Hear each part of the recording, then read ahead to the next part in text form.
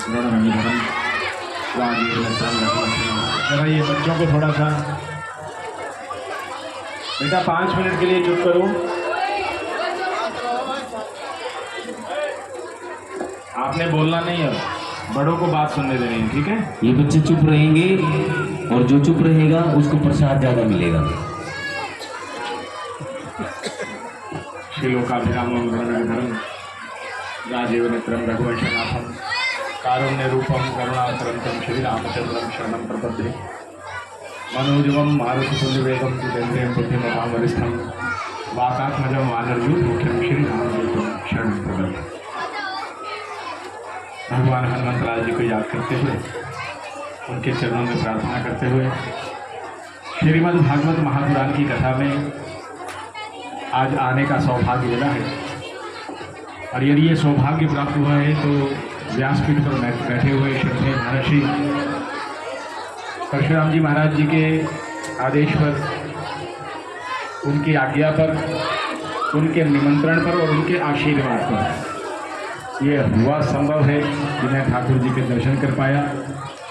अन्यथा ठाकुर की श्रीमद् भागवत महापुराण की कथा हो, व्यक्ति चाहे कोई कितना भी सोच ले कि आज मैं कथा पे जाऊंगा या आज मैं कथा पर हाजिरी लगाऊंगा, उसमें 2 चीज़ों की परम आवश्यकता है। एक ठाकुर जी का दिल से आशीष और एक व्यासपीठ पर बैठे हुए महर्षि का आशीष। जब संत का और भगवंत का आशीर्वाद होता है तभी व्यक्ति घर से चल पाता है और यहाँ पर पहुँच पाता है। अन्यथा व्यक्ति की कोई हस्ती नहीं कि वो भागवत की कथा के अंदर अपनी हाजिरी लगा सके। जब तक गोविंद ना चाहें, जब तक राधा रानी सरकार ना चाहें और जब तक व्यासपीठ पर बैठे हुए परम पूजनीय महर्षि न चाहें तो कोई व्यक्ति अपनी मर्जी से आ नहीं सकता। आज मेरा परम सौभाग्य है कि महर्षि का आदेश हुआ और मुझे मौका मिला, मैं आप सबके बीच में ठाकुर के गोविंद के, और ये देखिए बाबा श्याम का कितना सुंदर स्वरूप आपके समक्ष है। बाबा श्याम के मैं दर्शन कर पाया और महाराज जी तो निरंतर श्याम मंदिर के निमित्त वर्षों से लगे हुए हैं उस संकल्प को सार्थक करने के लिए। और आज अगर मैं यहाँ पहुँच पाया, महाराज जी ने मुझे सारा एड्रेस समझाया था, फ़ोन के माध्यम से मैंने महाराज जी से निवेदन किया था कि 10 तारीख को आऊँगा। यदि मैं 10 तारीख को नहीं पहुँच पाया तो 11 को निश्चित मैं आऊँगा। और आज ये सार्थक हुआ है। मेरे साथ मेरे भारतीय जनता पार्टी के ग्रंथालय विभाग के पानीपत के जिलाध्यक्ष आदरणीय श्रीमान वीरेंद्र तनेजा जी, जो आपके इस क्षेत्र के जाने पहचाने व्यक्ति हैं। मैंने वीरेंद्र जी से निवेदन किया कि महाराज जी की कथा पे जाना है।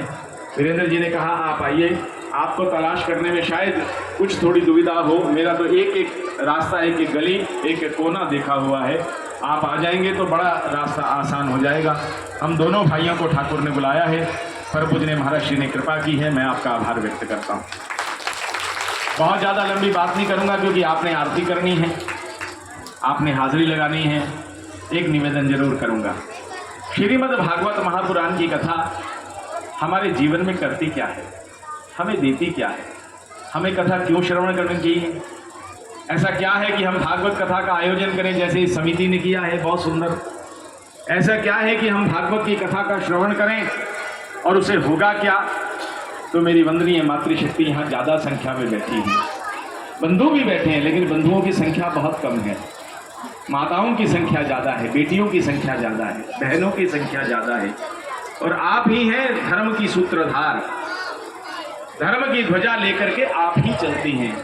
परिवार के अंदर ना आप केवल भोजन नहीं बनाती, अभी तो आप अपने दोनों हाथों से आटा गूंद करके जब चपाती बनाती हैं तो अपने बच्चे के, अपने परिवार के, अपने भाई के, अपने पिता के, अपने पति के, जिससे जो भी संबंध रहता है, जिससे जो भी रिश्ता रहता है, आप उसके हृदय के अंदर संस्कारों की पूर्ति करती हैं और उसको भी प्रेरित करती हैं कि वो अपने जीवन को कल्याण कर पाए।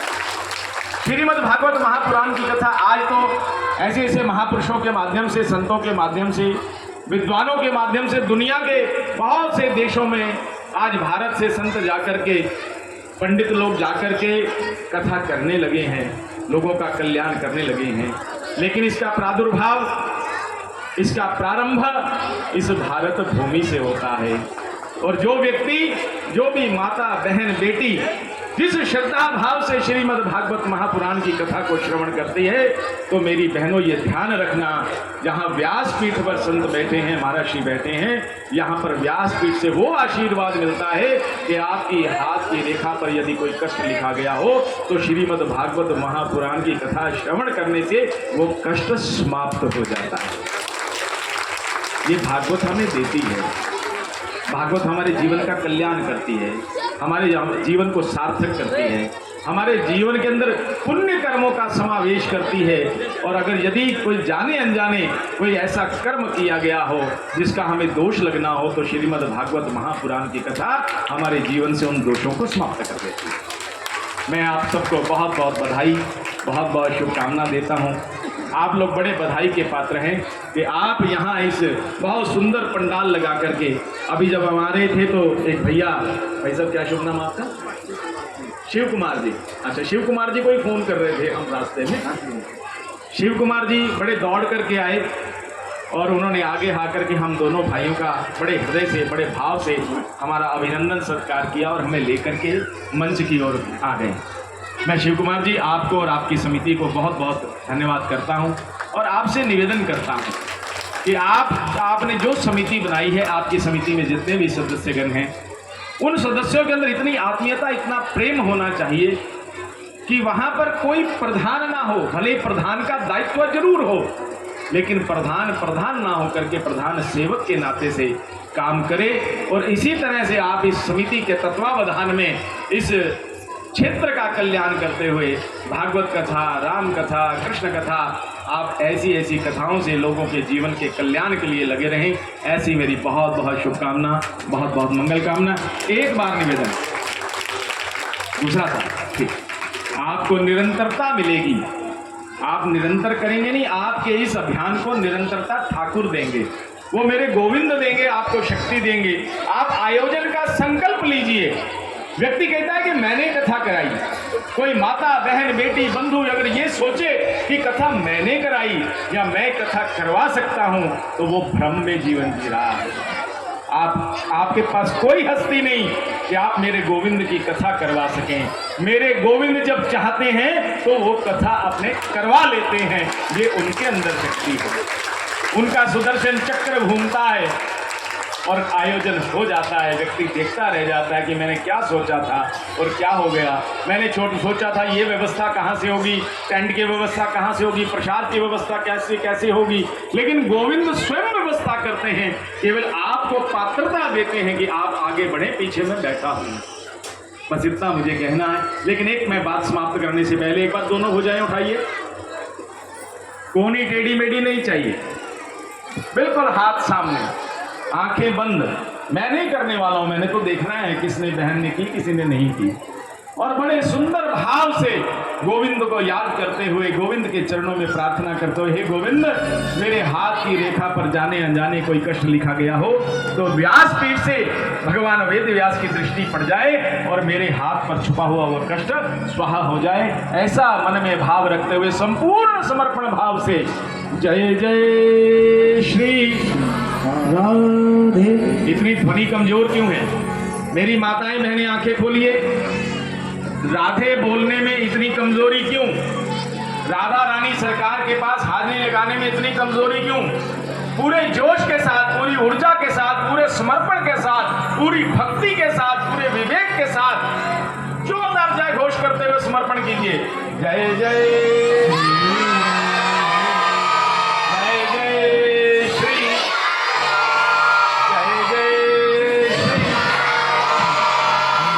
पूजनीय महर्षि का सबका बहुत बहुत धन्यवाद, बहुत बहुत आभार। देखिए देवेंद्र दत्ता जी ने अपनी कितनी सुबोध है, सुंदर अपनी पीयूष वाणी से कितना सुंदर ज्ञान दिया। और वीरेंद्र तनेजा जी वो भी 2 मिनट अपनी वाणी से, क्योंकि आपके कावड़ी रोड में ही रहते हैं, वो भी आइए पावन आरती के लिए चलते हैं।